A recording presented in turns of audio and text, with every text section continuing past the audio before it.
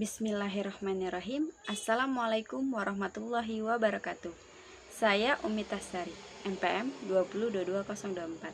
Saya akan menjelaskan salah satu materi mata kuliah strategi belajar dan pembelajaran untuk memenuhi ujian tengah semester.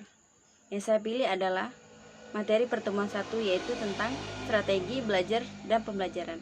Apa sih sebenarnya konsep dari strategi belajar dan pembelajaran itu? Maka nanti akan kita bahas sama-sama. Yang pertama, konsep dasar strategis.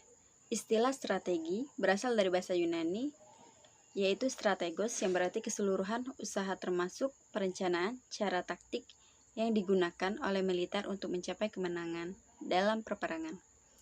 Begitu juga misalnya kita mau main catur. Pasti kita memiliki strategis agar menang kan?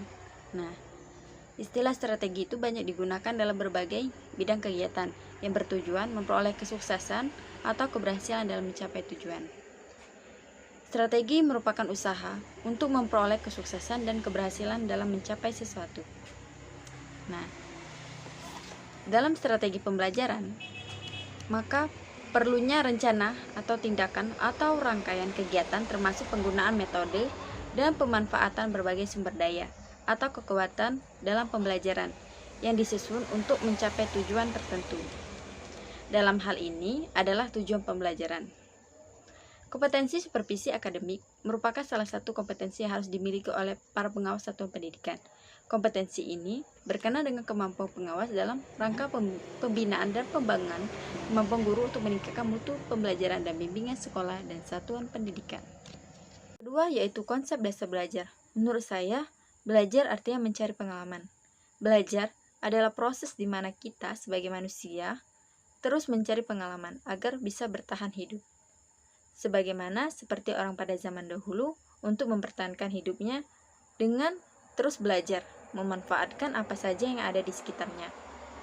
Menurut Burton pada tahun 1984 dalam Sirega 2014, belajar adalah proses perubahan tingkah laku pada diri individu karena adanya interaksi antara individu dengan lingkungannya sehingga mereka lebih mampu berinteraksi dengan lingkungannya. Menurut Gagne dan Bergline pada tahun 1983 dalam Rifai 2011 menyatakan bahwa belajar merupakan proses di mana suatu organisme mengubah perilakunya sebagai hasil dari pengalaman. Dalam setiap kegiatan belajar mengajar mempunyai sasaran atau tujuan.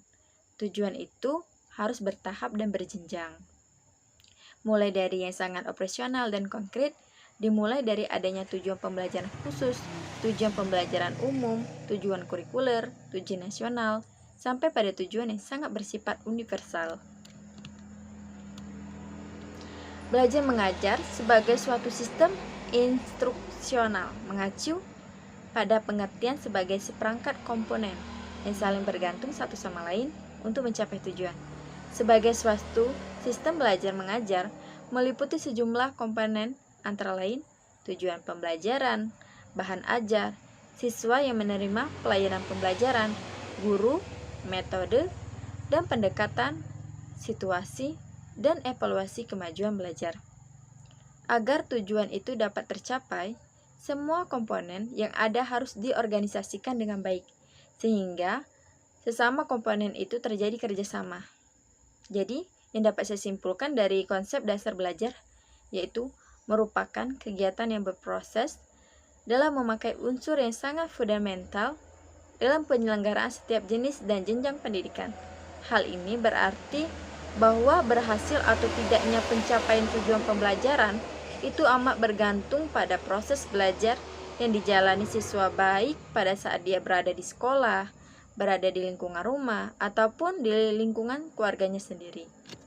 Yang ketiga, konsep dasar pembelajaran. Pembelajaran merupakan suatu proses interaksi antara peserta didik dengan pendidik dan berbagai sumber belajar yang ada di lingkungan belajar tersebut. Menurut aliran behavioristik dalam Handani 2011 mengatakan bahwa pembelajaran adalah usaha guru membentuk tingkah laku yang diinginkan dengan menyediakan lingkungan dan stimulus. Selanjutnya, menurut Gagne dan kawan-kawan dalam Warsita 2008 mengatakan bahwa pembelajaran adalah suatu sistem yang bertujuan untuk membantu proses belajar peserta didik yang berisi serangkaian peristiwa yang dirancang, disusun sedemikian rupa untuk mempengaruhi dan mendukung terjadinya proses belajar peserta didik yang bersifat internal. Jadi yang dapat ditarik kesimpulan yaitu bahwa pembelajaran adalah usaha sadar dari guru untuk membuat siswa belajar, yaitu terjadinya perubahan tingkah laku pada diri siswa yang belajar, di mana perubahan itu dengan didapatkannya kemampuan yang baru yang berlaku dalam waktu yang relatif lama dan karena adanya usaha. Warsita pada tahun 2008 menjelaskan bahwa ada 5 prinsip yang menjadi landasan pengertian pembelajaran, yaitu yang pertama, pembelajaran sebagai usaha untuk memperoleh perubahan perilaku. Prinsip ini mengandung makna bahwa ciri utama proses pembelajaran itu adalah adanya perubahan perilaku dalam diri peserta didik. Yang kedua, hasil pembelajaran ditandai dengan perubahan perilaku secara keseluruhan. Maksudnya, prinsip ini mengandung makna bahwa perilaku sebagai hasil pembelajaran meliputi semua aspek perilaku dan bukan hanya satu atau dua aspek saja. Yang ketiga, pembelajaran merupakan suatu proses. Maksudnya, bahwa pembelajaran itu merupakan suatu aktivitas yang berkesinambungan di dalam aktivitas itu terjadi. Adanya tahapan-tahapan aktivitas yang sistematis dan terarah. Yang keempat, proses pembelajaran terjadi karena adanya sesuatu yang mendorong dan adanya suatu tujuan yang akan dicapai. Yang kelima, pembelajaran merupakan bentuk pengalaman. Berdasarkan pendapat Warsita pada tahun 2008 tersebut, maka yang dapat saya simpulkan adalah bahwa pembelajaran adalah suatu usaha yang dilakukan oleh pendidik dalam membelajarkan peserta didik sehingga terjadi perubahan tingkah laku ke arah yang lebih baik. Adapun menurut Darsono dan Hamdani pada tahun 2011 berpendapat bahwa ciri-ciri pembelajaran ada 8. Yang pertama, pembelajaran dilakukan secara sadar dan direncanakan dengan sistematis. Yang kedua, pembelajaran dapat menumbuhkan perhatian dan motivasi siswa dalam belajar. Yang ketiga, pembelajaran dapat menyediakan bahan belajar yang menarik perhatian dan menantang siswa. Yang keempat, pembelajaran dapat menggunakan alat bantu belajar yang tepat dan menarik. Yang kelima, pembelajaran dapat menciptakan suatu belajar yang aman dan menyenangkan bagi siswa. Yang keenam, pembelajaran dapat membuat siswa siap menerima pelajaran baik secara fisik maupun secara psikologi. Yang ketujuh, pembelajaran menekankan keaktifan siswa dalam belajar. Yang kedelapan, pembelajaran dilakukan secara sadar dan sengaja. Oleh karena itu, pembelajaran pasti mempunyai tujuan, yaitu membantu siswa agar memperoleh berbagai pengalaman dan dengan pengalaman itu, tingkah laku siswa bertambah baik, kuantitas maupun kualitasnya. Tingkah laku ini meliputi pengetahuan, keterampilan, dan nilai atau norma yang berfungsi pengendali sikap dan perilaku siswa.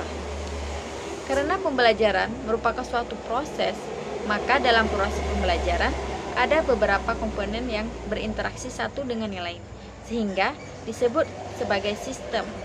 Sebagai suatu sistem, proses belajar itu saling berkaitan dan bekerja sama untuk mencapai tujuan yang ingin dicapainya. Mungkin itu saja yang dapat saya jelaskan dari materi strategi belajar dan pembelajaran. Apabila ada salah kata, saya mohon maaf. Kepada Allah saya mohon ampun. Saya akhiri, wabillahi taufiq wal hidayah. Wassalamualaikum warahmatullahi wabarakatuh. Terima kasih.